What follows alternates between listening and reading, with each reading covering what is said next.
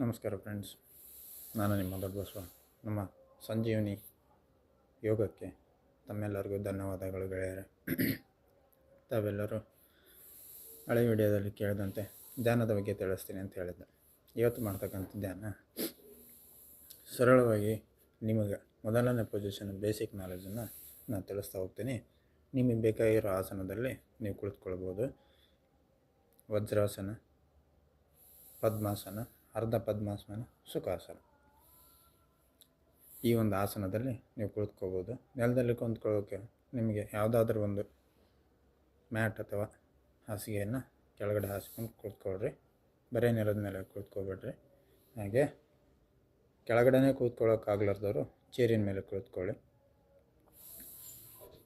ಹಾಗೆ ನಾನು ಹೇಳ್ತಕ್ಕಂಥ ಈ ಧ್ಯಾನದಲ್ಲಿ ಮೊದಲನೇ ಬಾರಿ ಧ್ಯಾನವನ್ನು ಚಾಲೂ ಮಾಡ್ಬೇಕಾರೆ ಮೊದಲು ಅನುಲೋಮ ವಿಲೋಮಗಳನ್ನು ಮಾಡಿ ನಿಮ್ಮ ಸೂರ್ಯನಾಡಿ ಮತ್ತು ಚಂದ್ರನಾಡಿಯನ್ನು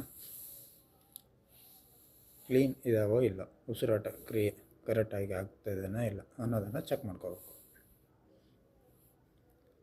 ಬನ್ನಿ ಚೆಕ್ ಮಾಡೋಣ. ಮೊದಲಿಗೆ ನಿಧಾನವಾದ ಉಸಿರಾಟವನ್ನು ಎಡಗಡೆಯಿಂದ ತಗೋಬೇಕು.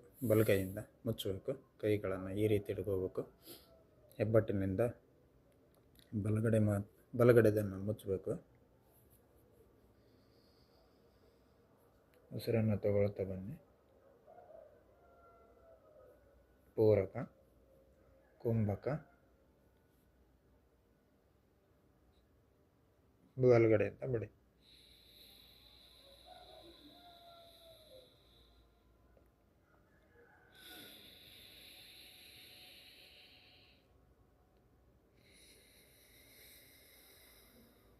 ನಿಲ್ಲಿಸ್ಬೇಕಾದ್ರೂ ಎಡಗಡೆ ಬಿಟ್ಟು ನಿಲ್ಲಿಸ್ಬೇಕು. ಈಗ ನಿಮ್ಮ ನಾಡಿಗಳು ಆ್ಯಕ್ಟಿವ್ ಇದ್ದಾವೆ ಅಂದರೆ ನೆಕ್ಸ್ಟ್ ನೀವು ಮಾಡ್ತಕ್ಕಂಥದ್ದು, ನಿಮಗೆ ಮುದ್ರೆಗಳು ಯಾವ ಬೇಕು ಆ ಮುದ್ರೆಗಳು, ಅದರ ಬಗ್ಗೆ ನಾಲೆಜ್ ಇದ್ದರೆ ಆ ಮುದ್ರೆಗಳನ್ನು ಹಿಡಿದುಕೊಂಡು ಕೂತ್ಕೊಳ್ರಿ. ಇಲ್ಲಪ್ಪ ಅಂತಂದರೆ ಸರಳವಾಗಿ ಕೂತ್ಕೊಳ್ರಿ. ಬೆನ್ನು ನೇರವಾಗಿರಬೇಕು. ಹಾಗೆ ಚೇರಿನ ಮೇಲೆ ಕುಳಿತಿರೋಂಥವ್ರು ಬೆನ್ನು ನೇರವಾಗಿರಲಿ. ಸೋಫಾ ಮೇಲೆ ಕೂತ್ಕೋಬೇಡ್ರಿ. ಮೊದಲಿಗೆ ಸರಳ ಧ್ಯಾನ ಅಂತಂದರೆ ಹಂಸ ಧ್ಯಾನ ಅಂತ. ಧ್ಯಾನ ಅಂದ್ರೇ ಏನು ವಿಚಾರ ಮಾಡಿದಂಥದ್ದು, ಮಂತ್ರಗಳನ್ನು ಹೇಳಲಾರದಂಥದ್ದು, ಏನು ವಿಚಾರಗಳು ಮಾಡೋ ಖಾಲಿ ಎಂಟಿ. ಕಣ್ಣು ಮುಚ್ಕೊಂಡು ನೀವು ಧ್ಯಾನ ಮಾಡೋಕ್ಕೆ ಕೂತ್ಕೊಂಡ್ರಿ ಅಂದರೆ ಎಷ್ಟು ಸಾಧ್ಯ ಆಗುತ್ತೋ ಅಷ್ಟೊತ್ತಿನವರೆಗೂ ಕೂತ್ಕೋಬೋದು.